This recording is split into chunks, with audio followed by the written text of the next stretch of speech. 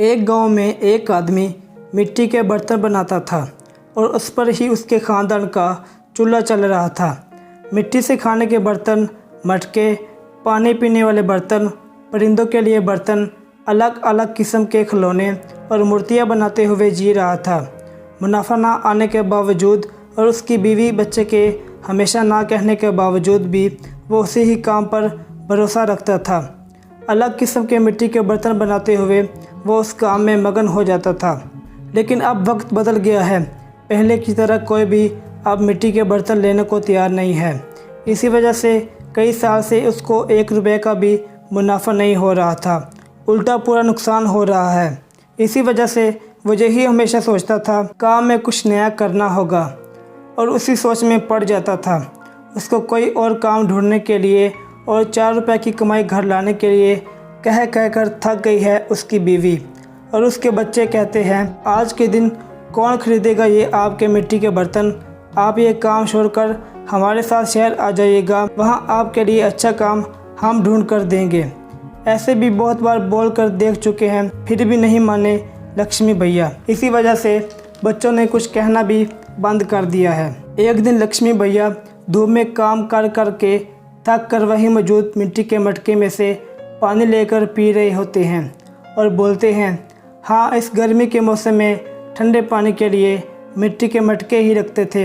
अब न जाने क्या हो गया है लोगों को, मिट्टी के मटकों को छोड़कर मिट्टी को ख़राब करने वाले फ्रिज और एसी से काम चला रहे हैं। और मुझे समझ में नहीं आता कि इनको मिट्टी के बर्तन से काम चलाने में क्या मसला है।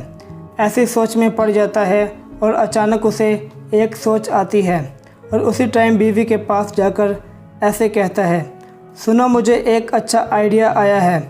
क्या है वो? अगर हम मिट्टी से फ्रिज तैयार करेंगे तो कैसा रहेगा? लगता है मिट्टी में काम कर के आपका दिमाग भी मिट्टी का बन गया है। अरे ऐसे क्यों कह रही हो? तो फिर ये कैसी बात हुई? मिट्टी से फ्रिज कौन बनाता है? पागल हो क्या तुम? अरे ये बेवकूफ़ी की बात नहीं है। सोचो, एक बार मिट्टी के मटके में कुछ भी रखो तो ठंडा रहेगा, तो फिर अगर मिट्टी से हम फ्रिज बनाएंगे तो उसमें भी चीज़ें ठंडी ही रहेंगी। चलो, आप यहाँ से मेरी बात कब मानते हो? चलो जाओ तुम यहाँ से, जो करना है करो। इतना कहकर उसकी बीवी वहाँ से चली जाती है। अगले दिन बहुत सी कोशिश करके लक्ष्मी भैया एक छोटी सी फ्रिज बनाता है। ऐसे ही कुछ फ्रिज तैयार करके वो गांव के बाज़ार में लेकर जाता है। वहाँ वो एक भीड़ को इकट्ठा करके कहता है, ये मिट्टी से बना हुआ गरीबों का फ्रिज है। इसमें पानी डालने से ये खूब चलता है और इसके अंदर रखी सारी चीज़ों को ठंडा रखता है। ये 2 डब्बों में रहता है और दरमियान में खाली जगह रहता है। इसी जगह को हमें पानी से भरना होगा। इसी वजह से बाहर की गर्मी अंदर नहीं आएगी और अंदर की ठंडक ख़त्म नहीं होगी। ऐसे उसको हाथों से बनाया हुआ मिट्टी का फ्रिज कैसे चलता है ये भीड़ को समझाता है और इस भीड़ में से कुछ लोगों को वो अच्छा लगता है। वो लक्ष्मी भैया से वो फ्रिज खरीद कर चले जाते हैं। बाकी फ्रिज को लेकर लक्ष्मी भैया घर पहुंचता है। इस दिन के कमाए हुए पैसों को वो बीवी के हाथ पर रखता है। इन पैसों को देखकर उसकी बीवी हैरान रह जाती है और उससे कहती है, क्या इतने पैसे मिले आपको इस बार? आज गरीबों का फ्रिज कुछ बिक गए हैं। बाप रे, ये सच है क्या? इसका मतलब तुम्हारे मिट्टी के फ्रिज को ख़रीदने वाले लोग भी हैं। चलो अच्छा है, कुछ तो आया हाथ में। इतने दिनों में कुछ पैसे तो घर लाए तुम। ये कहकर उसकी बीवी वहाँ से चली जाती है। ऐसे लक्ष्मी भैया उसके बाद कुछ और मिट्टी के फ्रिज को बनाकर बाज़ार लेकर जाता है।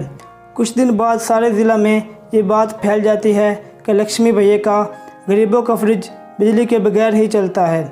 इसी वजह से सारे लोग लक्ष्मी भैया के घर सीधा पहुंचकर गरीबों का फ्रिज खरीद कर वहाँ से चले जाते थे। इसी वजह से एक ही झटके में लक्ष्मी भैया की दौलत बहुत बढ़ जाती है और बहुत मुनाफा होता है। उसके साथ काम करने के लिए लक्ष्मी भैया अपने नीचे लोगों को नौकरी भी देता है। ये सारा कुछ देखकर उसकी बीवी अपनी आंखों पर भरोसा ही नहीं कर पा रही। शहर में कुछ भी काम करवा देंगे आपसे कहने वाले इसके बच्चे भी आज लक्ष्मी भैया के बनाए हुए फ्रिज को शहर में बेचने के लिए काम शुरू करते हैं। ऐसे लक्ष्मी भैया को उसकी मेहनत का फल मिलता है। वो अमीर बनता है और खुश रहता है।